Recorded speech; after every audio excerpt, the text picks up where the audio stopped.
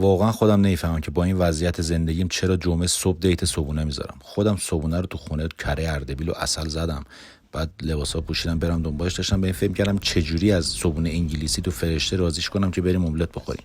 دستش در نکنه واسم قهوه آورده بود، پول قهوه رو فعلا جلوی امروز راضیش کردم. گفتم بریم پیاده روی کنیم یه ذره. ماشین رو پارک کردم، گفتم بیا بریم، راهی نیست. 13 کیلومتر راه بود.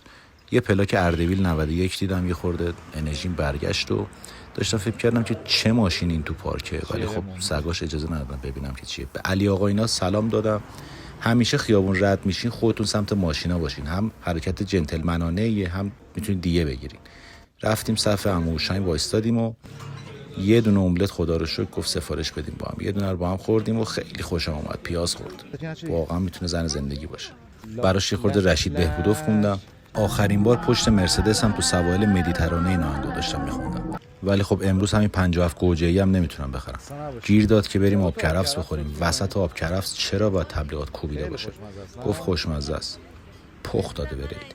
بعد 16 کیلومتر پیاده روی گفت که من اینجا یه اسنپ بگیرم برم. گفتم خسته شدی؟ گفت نه کار دارم. فکر نکنم زنگ بزنه دیگه.